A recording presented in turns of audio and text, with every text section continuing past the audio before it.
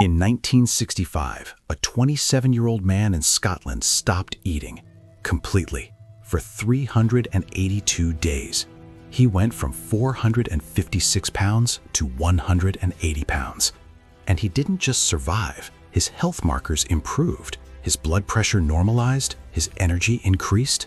Doctors monitored him the entire time, baffled by what they were witnessing. This shouldn't have been possible. Everything we knew about nutrition said this man should have died, but he didn't, because the human body has a hidden survival mode that medicine is only now beginning to understand. Right now, in hospitals and research labs around the world, scientists are discovering that not eating might be more powerful than any drug we've ever created, for cancer, for Alzheimer's, for aging itself. And the secret has been hiding in plain sight for thousands of years. What I'm about to show you will change everything you think you know about food, health, and what your body is actually capable of. Most people eat breakfast, lunch, dinner, and snacks. Your body is constantly in fed mode, digesting food, storing energy, never getting a break. But watch what happens when you actually stop eating for more than 12 hours. Hour 8, your glycogen stores in your liver start depleting. Glycogen is stored glucose. It's your body's quick energy reserve. You're still running on the food you ate, just in stored form. Hour 12. This is where it gets interesting. Your glycogen is almost gone. Your body starts looking for alternative fuel, and it finds something remarkable: your fat stores. But it doesn't just burn fat for energy. It converts fat into something called ketones. And ketones aren't just fuel. They're signaling molecules that tell your cells to start doing something incredible. Hour 16-18, you're now in ketosis. Your brain, which normally runs entirely on glucose, is now running on ketones. And people report something unexpected: mental clarity, sharp focus, no brain fog. This seems backwards, right? You haven't eaten in 18 hours. Shouldn't you be foggy and weak? But ketones are actually a more efficient fuel for your brain than glucose. They produce less oxidative stress and more energy per molecule. Your ancestors relied on this during times when food was scarce. This is survival mode, and it makes you sharper, not weaker. Hour 24. Now something remarkable happens. Your body starts a process called autophagy. The word literally means self-eating. Your cells begin breaking down and recycling damaged proteins, dysfunctional organelles, and cellular debris. Think of it like this: when you're constantly eating, your cells are in growth and building mode. They don't have time to clean house. But when you fast, they switch to maintenance and repair mode. They're taking out the trash, fixing what's broken, recycling what's damaged. And this isn't just theoretical. In 2016, Japanese scientist Yoshinori Ohsumi won the Nobel Prize in Medicine for discovering the mechanisms of autophagy. This is Nobel Prize level important, and most people have never heard of it. Hour 48-72, autophagy intensifies. Your body is now producing significantly higher levels of human growth hormone, up to 5 times normal levels. This protects your muscle mass while accelerating fat burning. You're also producing new stem cells, which can become any type of cell your body needs. Your immune system is literally regenerating. Old, worn-out immune cells are being replaced with fresh, powerful ones. This is why fasting has been shown to help with autoimmune conditions. You're hitting the reset button on your immune system.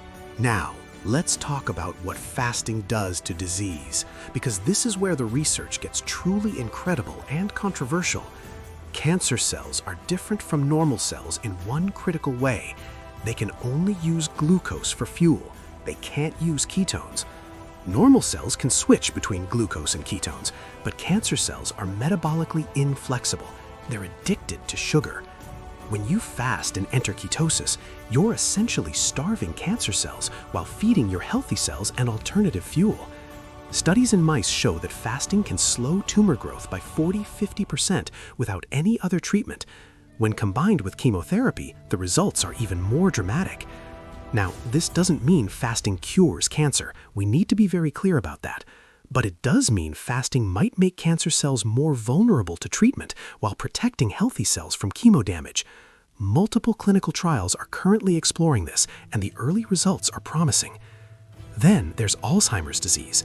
We're now calling it type 3 diabetes because it's fundamentally a metabolic disease of the brain. Alzheimer's brains become insulin resistant. They can't use glucose for fuel effectively, so brain cells starve and die. But ketones bypass this problem entirely. They don't need insulin to enter brain cells. Studies show that when Alzheimer's patients are put into ketosis through fasting or ketogenic diets, their cognitive function improves, memory gets better, brain fog clears. One study showed that after just 90 days of intermittent fasting, patients showed measurable improvements in memory tests and daily function. We're not talking about curing Alzheimer's, but we're talking about slowing or potentially reversing cognitive decline through metabolic intervention. And aging itself. There's a growing body of evidence that fasting might be the most powerful anti-aging intervention we have. In animals, caloric restriction and fasting extend lifespan by 20–40%. That would be like humans living to 100–120 years routinely. It works by reducing inflammation, improving cellular repair, protecting against oxidative damage, and maintaining telomere length, the protective caps on your chromosomes that get shorter as you age. There are now scientists who genuinely believe fasting might allow humans to live beyond 100 in good health, not just surviving, but thriving, active, sharp, functional at ages where previous generations were declining. So if fasting is this powerful, how do you actually do it? Because there are several approaches, and they're not all equal. Intermittent fasting, or IF, is the most popular. You eat within a restricted time window each day. The most common is 16-8. You fast for 16 hours and eat within an 8-hour window. So you might eat between noon and 8 p.m., then fast until noon the next day. This is where most people start because it's relatively easy. You're mostly just skipping breakfast and not eating late at night, but you still get meaningful benefits: ketone production, some autophagy, improved insulin sensitivity, fat burning. Studies show that even this simple approach can lead to 3–8% body weight loss over 8 to 24 weeks, plus improvements in blood pressure, cholesterol, and blood sugar. Not dramatic, but consistent and sustainable. Then there's alternate day fasting. You eat normally one day, then drastically reduce calories or don't eat at all the next day. This is more intense and produces faster results. Weight loss of 5 to 6% in 8 weeks is typical, with more significant metabolic changes. The challenge is adherence. It's hard. You're hungry every other day. Most people can't sustain this long term, though it can be useful for jump-starting weight loss or metabolic healing. The 5-2 diet is a middle ground. You eat normally 5 days a week, then restrict to 500 to 600 calories on 2 non-consecutive days. This gives you the metabolic benefits of fasting while being more socially manageable.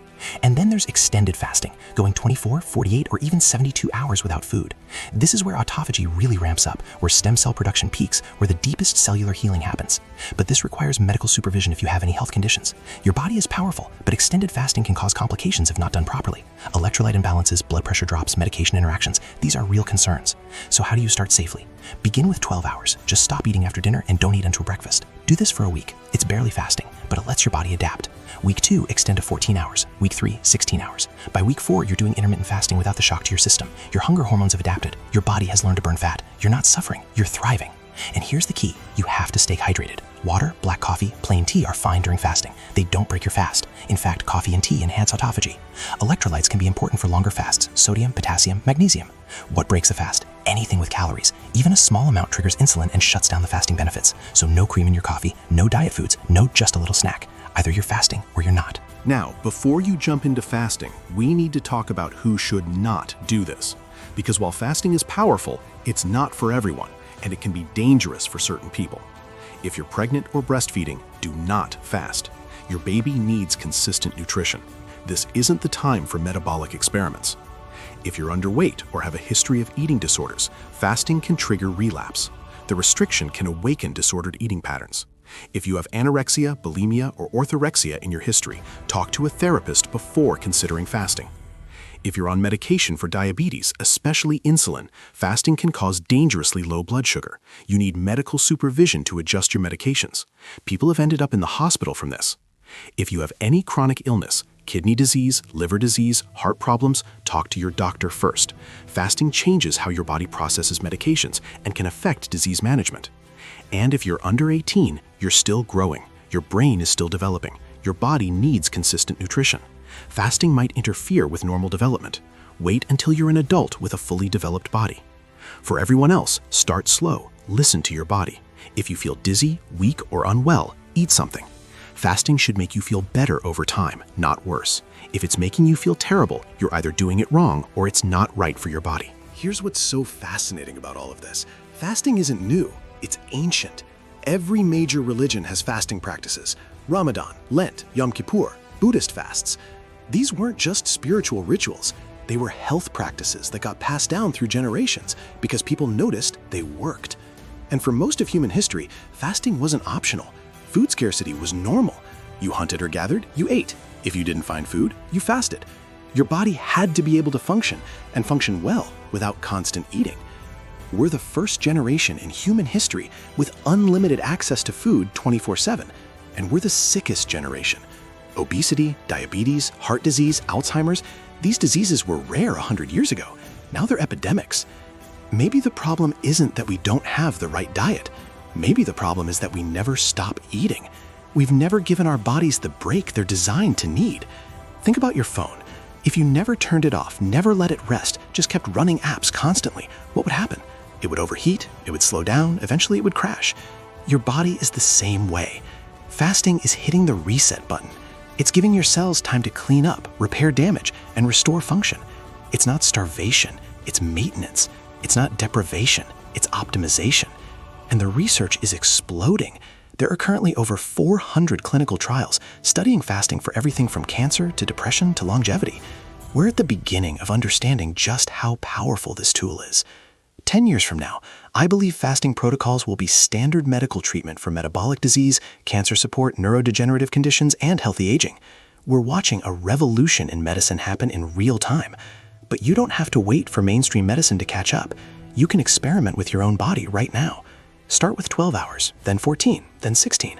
See how you feel. Track your energy, your mental clarity, your health markers. You might discover that the most powerful health intervention available to you doesn't come in a pill or a supplement or a gym membership. It comes from simply not eating for a little while and letting your body do what it's been designed to do for millions of years. Your body is extraordinary. It can heal itself, it can regenerate, it can adapt, but it needs the right conditions. And sometimes the right condition is giving it nothing at all. Your body is extraordinary. It can heal itself, it can regenerate, it can adapt, but it needs the right conditions. And sometimes the right condition is giving it nothing at all. So try it. Start small. Fast for 12 hours tonight. See how you feel tomorrow. Then try 16, then maybe 24. You might be amazed at what happens when you stop eating and start healing. Subscribe for more health science that could transform your life.